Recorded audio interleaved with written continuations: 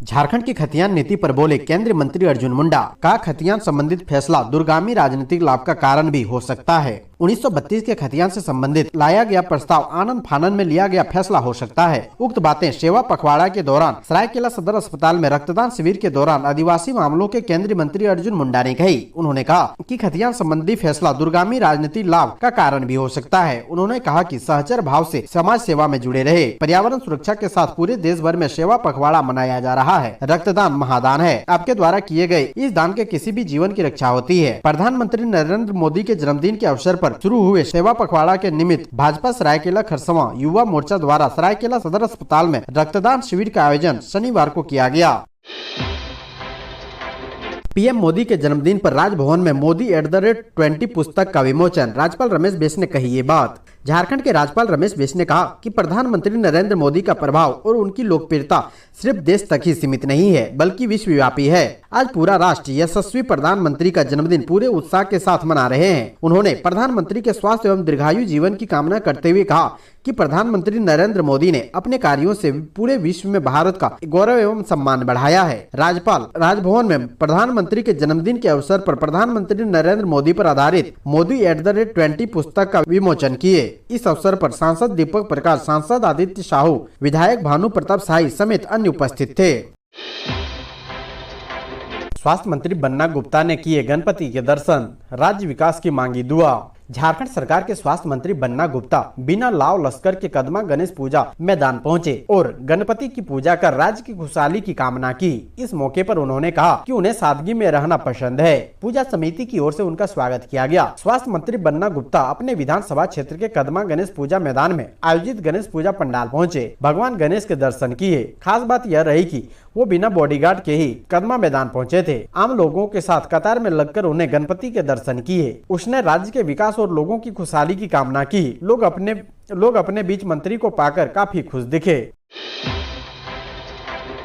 जज उत्तम आनंद की मौत मामले में इंटरपोल की मदद लेगी सीबीआई। जांच एजेंसी ने हाई कोर्ट को दी जानकारी। सीबीआई ने झारखंड हाई कोर्ट को बताया कि वह धनबाद के न्यायाधीश उत्तम आनंद की पिछले साल सुबह की सैर के दौरान की गई हत्या के मामले को सुलझाने के लिए इंटरपोल से मदद मांगेगी। आनंद की 28 जुलाई 2021 को सुबह की सैर के दौरान ऑटो से टक्कर मारकर हत्या कर दी गई थी। सीबीआई ने जस्टिस रवि रंजन और जस्टिस सुजीत नारायण प्रसाद की खंडपीठ को शुक्रवार को बताया कि उसे कुछ डिजिटल सुराग मिले हैं। इसकी अमेरिका में व्हाट्सएप के मुख्यालय से जांच होनी जरूरी है। सीबीआई ने पीठ को बताया कि इंटरपोल की मदद लेने के लिए उसने केंद्रीय गृह मंत्रालय को पत्र भेजा है। गृह मंत्रालय से अनुमति मिलने के बाद जांच को आगे बढ़ाया जाएगा। सिगरेट के लिए किया दुकानदार का मर्डर, कोर्ट ने सुनाई आजीवन कारावास की सजा। गोड्डा के जिला एवं सत्र न्यायाधीश देवेंद्र कुमार पाठक ने पनवाड़ी की हत्या के आरोप में 2 आरोपियों को सश्रम आजीवन कारावास की सजा सुनाई है। इस वारदात की वजह महज सिगरेट का विवाद था। जानकारी के मुताबिक 18 जनवरी 2021 को लखन टुड्डू और राजकुमार संजय मंडल की दुकान पर पहुंचे। वहां उन्होंने सिगरेट मांगी, लेकिन दुकानदार संजय ने कहा कि सिगरेट नहीं है। इसी मामूली से विवाद के बाद लखन और राजकुमार लाठी डंडों से लैस होकर संजय मंडल की दुकान पर आए और मारपीट शुरू कर दी। हमले में संजय का सिर फट गया। इसे इलाज के लिए भागलपुर रेफर किया गया, जहाँ उसने दम तोड़ दिया। मृतक संजय की पत्नी ने आरोपियों के खिलाफ मामला दर्ज कराया था। लोहरदगा में हथियार संग 3 अपराधी गिरफ्तार, बड़ी घटना को अंजाम देने के फिराक में थे।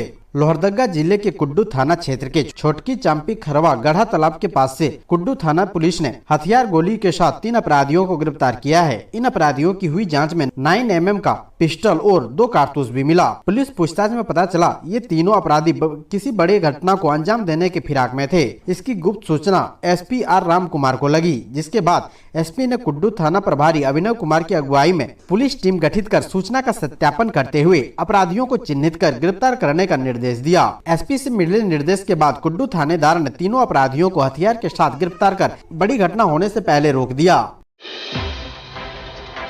त्रिकोणीय प्रेम प्रसंग में हुई थी साकिब की हत्या, पुलिस ने 3 आरोपियों को गिरफ्तार कर भेजा जेल। चर्चित साकिब हत्याकांड मामले का पुलिस ने शनिवार को उद्भेदन कर दिया। पुलिस ने हत्या के मामले में 3 आरोपियों को गिरफ्तार किया है। सिमडेगा खैरन टोली निवासी साकिब हुसैन उर्फ सन्नी का शव पालकोट से मिलने के बाद सिमडेगा में हंगामा मच गया था, जिसके बाद उसके परिजनों ने सड़क जाम कर दिया था। घटना के बाद से ही पुलिस लगातार इस हत्या की गुत्थी सुलझाने में लगी थी। पुलिस ने हत्या के महज 2 दिन के भीतर हत्या मामलों में अनुसंधान करते हुए 3 आरोपियों को गिरफ्तार कर कर लिया है। सिमडेगा एसपी सौरभ कुमार ने बताया कि 14 सितंबर को सदर थाना में शाकिब के अपहरण का मामला दर्ज कराया था। मामला दर्ज होने के ठीक दूसरे दिन 15 सितंबर को पालकेट के जंगल से शाकिब का शव बरामद किया गया था। इस पूरी गुत्थी को सुलझाने के लिए एसडीपीओ डेविड ए डोडराय के नेतृत्व में टीम गठित कर अनुसंधान की गई। अनुसंधान के दौरान सारी गुत्थी परत दर परत सुलझती चली गई। एसपी ने बताया कि हत्या के पीछे त्रिकोणीय प्रेम प्रसंग का मामला सामने आया है। उन्होंने बताया कि शाकिब की हत्या ट्रैक्टर से धक्का मारकर कर दी गई थी। पुलिस ने इस मामले में अंकिता मिंज, नोवेल टोप्पो और पवन तिग्गा को गिरफ्तार किया है।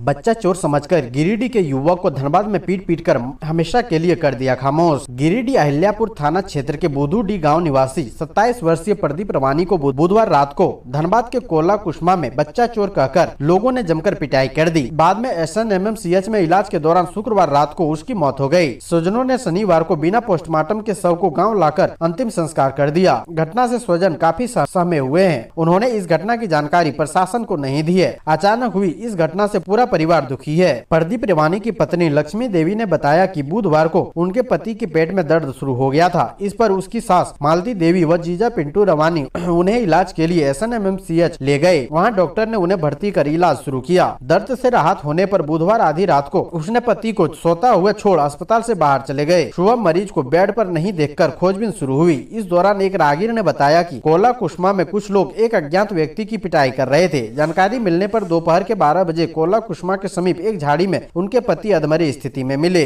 घायल स्थिति में उन्हें पुनः SNMMCH लाकर भर्ती कराया गया। इलाज के दौरान शुक्रवार रात को उसकी मौत हो गई।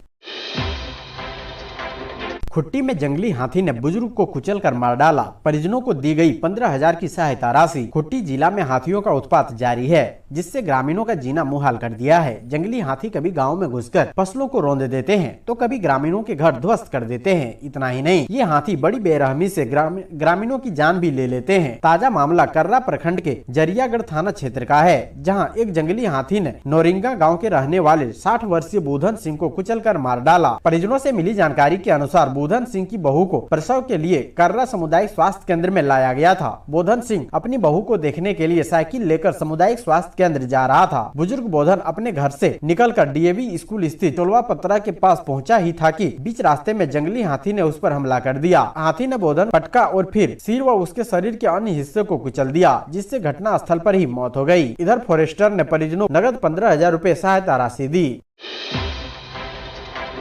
हजारीबाग में नदी में गिरी बस, 8 लोगों की मौत और 23 घायल। सीएम हेमंत सोरेन ने जताया दुख। झारखंड के हजारीबाग में गिरिडीह से रांची जा रही एक यात्री बस के शनिवार शाम नदी में गिरने से 8 यात्रियों की मौत हो गई है, जबकि कम से कम 23 लोग घायल हो गए, जिसमें कई की हालत गंभीर है। हजारीबाग की उपायुक्त नैन्सी सहाय ने जानकारी देते हुए बताया कि शनिवार शाम हुई इस दुर्घटना में गंभीर रूप से घायल यात्रियों को रांची स्थित रिम्स इलाज के लिए भेजा गया है, जबकि दूसरे घायल यात्रियों का हजारीबाग के अस्पतालों में ही इलाज किया जा रहा है। उन्होंने बताया कि गिरिडीह से रांची जा रही इस निजी यात्री बस में लगभग 60 लोग सवार थे, जिसमें से अधिकतर सिख समुदाय से ताल्लुक रखने वाले थे और एक धार्मिक आयोजन में भाग लेने रांची जा रहे थे। इस हादसे पर झारखंड के मुख्यमंत्री हेमंत सोरेन सहित राष्ट्रपति द्रौपदी मुर्मू, प्रधानमंत्री नरेंद्र मोदी, राज्यपाल रमेश बैस, केंद्रीय मंत्री अर्जुन मुंडा समेत कई नेताओं ने शोक प्रकट किया है। सीएम हेमंत सोरेन ने ट्वीट कर कहा, हजारीबाग जिले के टाटी झरिया में पुल से बस के नीचे गिरने से यात्रियों के हताहत होने से मन व्यथित है। परमात्मा दिवंगत आत्मा को शांति प्रदान कर शोकाकुल परिवारों को दुख की घड़ी सहन करने की शक्ति दें।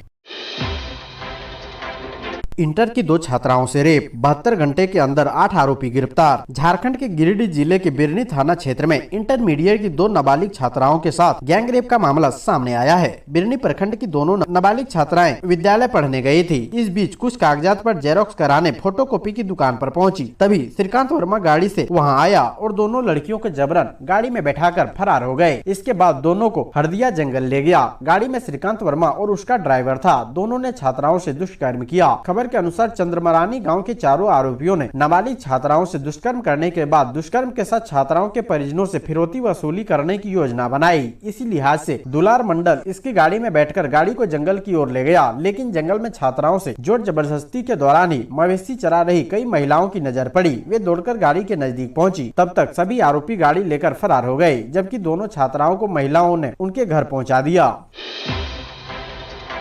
बेटी को ट्रैक्टर से कुचलने वालों को फांसी से कम कुछ भी मंजूर नहीं, पिता ने कहा। झारखंड के हजारीबाग में ट्रैक्टर के लिए गए कर्ज के किस्त न चुका पाने पर मजबूरन ट्रैक्टर उठाने आए फाइनेंस कर्मी के कर्मचारियों द्वारा भगाए जा रहे ट्रैक्टर से कुचलकर मारी गई महिला के पिता ने दोषियों को फांसी देने की मांग की है। महिला के पिता मिथिलेश मेहता ने मीडिया से कहा, मुझे सरकार से कुछ नहीं चाहिए, ना तो कोई हर्जाना चाहिए, ना ही कोई सरकारी लाभ चाहिए। मुझे तो सिर्फ अपनी बेटी के लिए इंसाफ चाहिए और वह इंसाफ हत्यारों और जालिमों की मौत की सजा से कम कुछ भी नहीं हो सकता है। मिथिलेश मेहता किसान है और उनके 4 बच्चों में मोनिका सबसे बड़ी थी और नजदीक डुमरा गांव के एक व्यापारी से उसकी शादी पिछले वर्ष मई महीने में हुई थी। वह 3 माह की गर्भवती थी। केंद्रीय मानव संसाधन राज्य मंत्री अन्नपूर्णा देवी ने परिवार से मुलाकात कर उन्हें ढांढस बंधाया। उन्होंने सरकार से तत्काल परिवार को 20 लाख रुपए का मुआवजा देने की मांग की तथा दोषियों पर सख्त कार्रवाई की मांग की।